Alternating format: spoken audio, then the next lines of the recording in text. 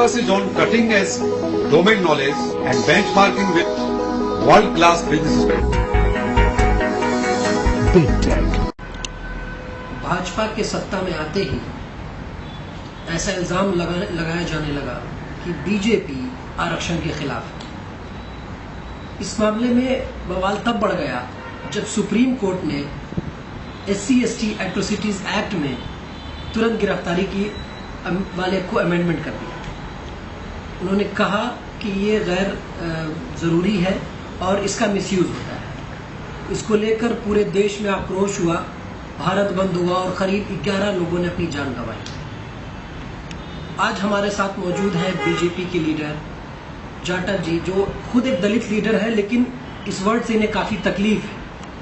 तो आज हम इनसे बात करेंगे आरक्षण के मुद्दे पर, चाहे वो माइनॉरिटीज का आरक्षण हो, चाहे वो श्रवण का आरक्षण हो, चाहे वो दलितों का आरक्षण हो।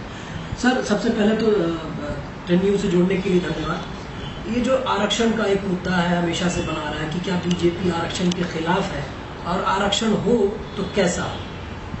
देखिए, आज ये जो आरक्षण का जो विषय है वो भारतीय जनता पार्टी इसके खिलाफ है, ऐसा कहना ठीक नहीं होगा।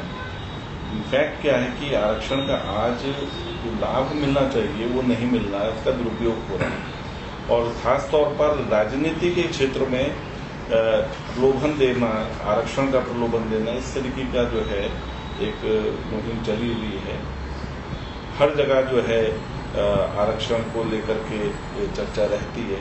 मैं समझता हूं कि जिन लोगों को आरक्षण मिल रहा है उन लोगों को आरक्षण आधार तय होने चाहिए, क्योंकि आरक्षण जाहिर सी बात है एक सरकारी सिस्टम में सुविधा है और वो सुविधा जो है जो जरूरतमंद है उसको मिलना चाहिए। मुझे नहीं लगता कि एक व्यक्ति को आरक्षण मिल चुका है उसी व्यक्ति को आरक्षण बार बार मिलता रहे, उसकी परिवारों का आरक्षण मिलता रहे। तो क्या जातिगत आधार पर आरक्षण सही है या फिर उनको उनके इकोनॉमिकल बैकग्राउंड? देखिए, जातिगत आधार पर जो आरक्षण की व्यवस्था है ये अंग्रेजों की शुरू की हुई है और अंग्रेजों ने जो इसको शुरू किया था वो देश को बांटने के लिए, समाज को बांटने के लिए शुरू किया था। तो आरक्षण जाति के आधार पर तो किसी भी सूरत में मान्य नहीं है। हाँ, जरूरत के आधार पर आरक्षण होना चाहिए, तो आर्थिक आधार पर ही उसको तय किया जा सकता है। तो आरक्षण जो है वो आर्थिक आधार पर होना चाहिए, जरूरत के आधार पर। तो ऐसा हम कह सकते हैं कि आरक्षण जो है, रिजर्वेशन जो है, वो जातिवाद को बढ़ावा दे रहा है। स्वाभाविक बात है कि जहाँ आरक्षण किसी जाति विशेष को मिलता है, जातियों को मिलता है, तो उनमें दो तरीके की भावनाएं पनपती हैं। एक आरक्षण उनका अधिकार है, इस तरीके का उनके अंदर भावना आती है, और दूसरा जिन लोगों को आरक्षण नहीं मिल रहा वो उनसे हीन भावना रखना शुरू कर देते हैं। तो आरक्षण पर अब जरूरत है कि समीक्षा होनी चाहिए, चर्चा होनी चाहिए और जो एक्चुअल में नीडी हैं उनको मिलना ऐसा तय होना चाहिए।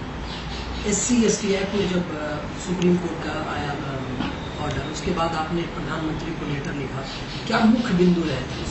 देखिए, एट्रोसिटी एक्ट जो है ये देश की जरूरत है।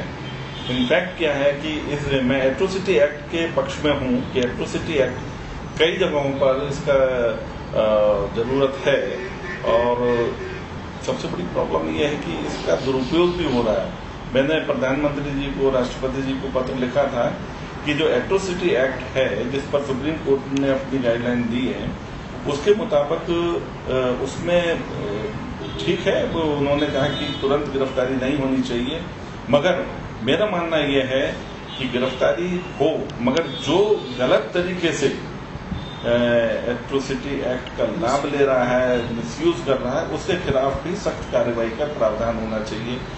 देखने में ये आया है कि पिछले मैं आंकड़े देख रहा था कि लगभग 15,000 एट्रोसिटी के मामले दर्ज हुए थे, जिसमें 11,000 मामले जो थे वो गलत थे, जो गलत तरीके से उसका दुरुपयोग किया गया था। मगर ये भी सच्चाई है कि लगभग 4,500 मामले जो थे वो सही थे। तो वो जो सही मामले हैं वो इफेक्टेड ना हो, इसलिए एट्रोसिटी एक्ट को लचर करना ठीक नहीं होगा किसी भी सूरत में। हाँ, जो गलत तरीके से इसको दुरुपयोग कर रहे हैं, गलत इस्तेमाल कर रहे हैं, उनके खिलाफ सख्त कानून का प्रावधान होना चाहिए ताकि वो लोग गलत शिकायतें दर्ज करने से बचे। जैसा कि मैंने पढ़ा भी है कि दलित शब्द से आपको परेशानी है, आप उसको बहुत ज़्यादा पसंद नहीं करते, आप चाहते हैं कि उसको हटाया जाए, क्या उसकी जगह पे क्या रिप्लेस करना चाहिए? देखिए, आज देश जो है वो 4 भागों में बटा हुआ है। जो आबादी जो है, शेड्यूल कास्ट, शेड्यूल ट्राइब, पिछड़ा वर्ग, ओबीसी और सामान्य, यानी अनुसूचित जाति, अनुसूचित जनजाति, पिछड़ा वर्ग और सामान्य वर्ग। इसको ऐसे ही कहा जाना चाहिए। इसमें ये नहीं कि कोई वर्ग जो है इसमें दलित है या वंचित है, ऐसा नहीं कहा जाना चाहिए। जो संविधान का जो प्रावधान है उसमें इनको SC, ST, OBC और जनरल में बांटा गया है। इसको इसी तरीके से ही माना जाना चाहिए। किसी वर्ग को दलित कहना उसका अपमान करना है, और वो जो स्वयं को दलित कहता है वो मुझे नहीं लगता कि वो मानसिक रूप से जो है वो तंदुरुस्त है। जैसा कि देखा गया है कि कई जगह पेशेवरों ने प्रदर्शन किया कि उन्हें भी आरक्षण चाहिए, वो करने को सामान्य में आते हैं लेकिन इकोनॉमिकली बहुत बैकवर्ड है। सच्चर कमेटी की जो रिपोर्ट है इसमें भी कहा गया कि कई माइनॉरिटीज, खासकर मुस्लिम, उनको आरक्षण देना चाहिए ताकि उनका अपलिफ्टमेंट हो सके हालत। तो क्या आपको क्या लगता है, उनको आरक्षण की जरूरत है? देखिए, अभी जो ओबीसी जो कम्युनिटी को जो रिजर्वेशन 27% मिल रहा है, उसमें 175 बिरादरियां जो हैं मुस्लिम समाज की भी उसमें शामिल हैं।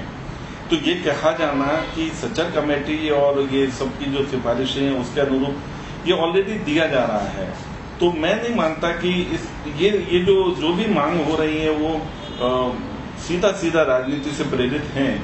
और मुझे लगता है कि इसमें राजनीति से ऊपर उठ करके देखना चाहिए। तो क्या, जैसा कि आपने बताया कि इकोनॉमिकल बैकग्राउंड का आरक्षण का होना चाहिए, तो उसके लिए कोई बात हुई है या आपने कहीं कोई बात रखी है, किसी को चिट्ठी लिखी है? मैंने तमाम राष्ट्रपति जी को, प्रधानमंत्री जी को 2-3 दफा ये पत्र लिखा है। अपने संगठन के प्रमुखों को भी मैं इस पत्र से विषय से अवगत करा रहा हूँ, और मुझे लगता है कि आने वाले दिनों में इस पर चर्चा भी होगी और कहीं ना कहीं बहुत अच्छे समाधान भी मिलेगी। थोड़ा सा चुनाव की बात कर लें। जैसा कि देखा गया कि बीजेपी 20 राज्यों में करीब हो गई है और सेंट्रल यूनियन गवर्नमेंट में भी बीजेपी है। तो जो बाई इलेक्शंस हो रहे हैं और सारे अपोजिशन पार्टियां एक हो रही हैं, तो उसमें क्या 2019 बीजेपी के लिए एक कड़ा सफर होने वाला है? देखिए, मुझे लगता नहीं कि भारतीय जनता पार्टी जो है कहीं पर भी वीक हो रही है। अगर कर्नाटक के चुनाव के परिणाम देखें तो हम 40 से 104 हुए हैं। तो मैं बहुत क्लियर हूं कि अभी हमारी स्थिति जो है बहुत बेहतर है, और भारतीय जनता पार्टी का एक ही मकसद और मोटो रहा, और वह है विकास। और विकास पर भारतीय जनता पार्टी, हमारे नरेंद्र मोदी जी जिस तरीके से कार्य कर रहे हैं, तमाम मंत्रालय कार्य कर रहे हैं, तो जो विकास का जो मामला है जिसको लेकर के हम ध्यान में काम कर रहे हैं, तो वो ही परिणाम देगा। और जब जनता के बीच में हम जा रहे हैं, जनता इसको सहमत है, इसमें गठबंधन से मुझे नहीं लगता कि कोई खास फर्क पड़ने वाला। आखिरी क्वेश्चन, मोदी सरकार के 4 साल पूरे हुए, पहली बार आजादी के बाद कोई ऐसी सरकार इतनी ताकत के साथ आई है, नन बीजेपी, नन कांग्रेस। तो आप उन 4 साल को कैसे देखते हैं? कई बार ऐसा कहा जा रहा है कि मिस्ड अपॉर्चुनिटी, इतनी अच्छी अपॉर्चुनिटी फिर किसी को नहीं मिली, तो 4 साल ये बर्बाद कर दिए गए, इसको यूज किया गया, आप इसको कैसे देखते हैं? नहीं, इन 4 साल में जो देश का विकास जो हुआ है, देश की जो स्थिति बनी है, दुनिया में हिंदुस्तान की जो पोजीशन और परफॉर्मेंस है वो देखी जा रही है। बहुत बेहतर तरीके से हम काम कर रहे हैं। जीडीपी हमारा बड़ा है, और महंगाई के ऊपर भी हमने बहुत अच्छी तरीके से अंकुश लगाया है। जो कालाबाजारी थी वो आज की डेट में एकदम नदारद है। भ्रष्टाचार के ऊपर भी हमने बहुत अच्छा अटैक किया है, और तमाम वो लोग जो अपने आप को सर्वा समझते थे, आज मजबूर हो रहे हैं जमानत। देखा ना, अभी पूर्व गृह मंत्री जी ने भी बचने के लिए इंटरिम रिलीफ लिया, इंटरिम जमानत ली। तो आप खुद लगा लो कि आप कहीं ना कहीं आकंठ भ्रष्टाचार में डूबे हुए थे, तभी तो आपको इंटरिम रिलीफ लेना पड़ा, इंटरिम बेल कराना पड़ा। तो बहुत अच्छा काम हो रहा है, भ्रष्टाचार पर भी बहुत अच्छी चोट लग रही है। और विकास तो आप दिल्ली के आसपास की सड़कों पर या कहीं भी आप निकले तो सड़कों के माध्यम से देखो, विकास क्या है वो सड़कों से दिखाई देता है, आपके जो इंफ्रास्ट्रक्चर है उससे दिखाई देता है। तो विकास हो रहा है, तमाम एक सब बीच में चीजें टूटना चाहूंगा जी। जैसा कि आम आदमी पार्टी दिल्ली में परफॉर्म कर रही है, हमेशा लगाया जा रहा है कि बीजेपी एक हर्डल क्रिएट कर रही है एलजी के थ्रू, और ये सरकार काम कर रही है शिक्षा पर, हेल्थ पर, कई जगहों पे काफी अच्छा काम किया है। आप दिल्ली सरकार को कैसा रेट करें? देखिए, कोई भी सरकार अगर अच्छा काम कर रही है तो वो किसी पर एहसान नहीं कर रही, वो आती है अच्छा काम करने के लिए।